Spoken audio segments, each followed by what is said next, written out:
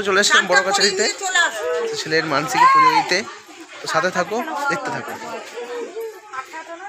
বা বড় কাছারি নিয়ে অনেক কথা আছে, তো তার মধ্যে একটি কথা হচ্ছে বাবাকে ভূতের কাছারি হিসেবেও বলা হয়।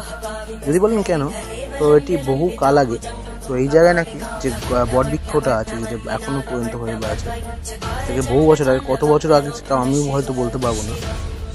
তো সেই জিনিসটা দেখার পর থেকে হয়তো আপনারা ভাববেন যে সত্যি ভূতের কাছারি বাবা।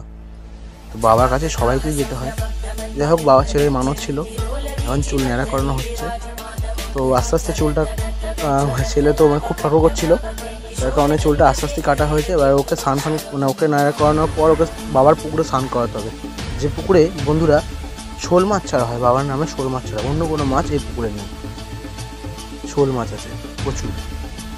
তো চলো এবার ঘাটের দিকে যাবো, মোটামুটি ন্যাড়া হয়েই এসছে। তো যে পুকুর দিকে যায়, আমার দিদি, আমার বউ সবাই আছে, এবং আমার বউয়ের কোলে আছে বাবু। তো দেখো, ওই যে দেখছে খালি গায়ে, এইদিকে কোনো ঠান্ডা নেই, ফোটা পড়ে গেছিলাম ঠিক কথা, কিন্তু বিশাল গরম।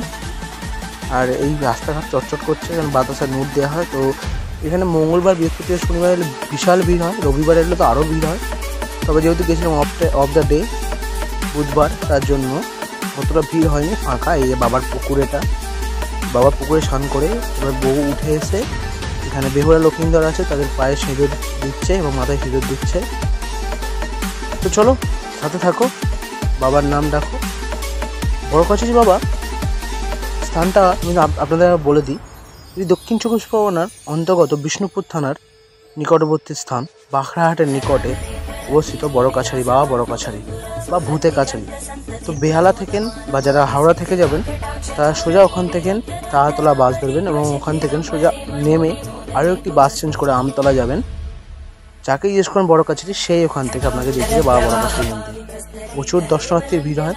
পশ্চিমবঙ্গের এই একটা বিরলতম স্থান, যেমন তারকেশ্বর, তারপরে হচ্ছে বাবা বড় কাছারি।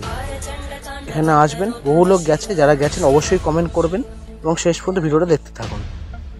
বাবুকে সাজিয়ে এবার বাবার দিকে যাব। মাথায় গোপাল এবং অনেক কিছু বাঁধতে হবে, এবং কোলে গোপাল নিতে হবে, নিয়ে যাওয়া হবে। এখানে আমার ভাগনা আছে, দিদি আছে, নাতি আছে, বউ আছে, সকলে আছে, সকলে নিয়ে নিয়েছে ডালা হাতে। ছেলেকে সব কিছু সাজানো হয়ে গেছে বন্ধুরা। এবার যাবো বাবার দিকে, মানে বাবার কাছে যাচ্ছি। তো গাছতলায় যখন ঢুকো তোমরা দেখতে পাবে, দেখো আমার কোলে একটা গোপাল আছে, এটা আমাদের দিতে হয় বাবার গাছ গোড়াতে। এই যে এটা হচ্ছে আমাদের গোপাল, কোলে নিয়ে নিয়েছি, গোপালটাকে বসাবো।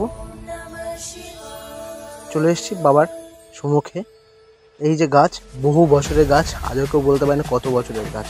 এই জায়গায় বসে নাকি বাবা বৈঠক করতে হবে, এবং তার জন্যে ভূতেদের সঙ্গে, এই জন্যই বলা হয় ভূতের কাছারি বাবা। এবং যাদের বাচ্চা হয় না বহুদিন ধরে, তারা এই গাছের গোড়ার মাটি নিয়ে গিয়ে খায়।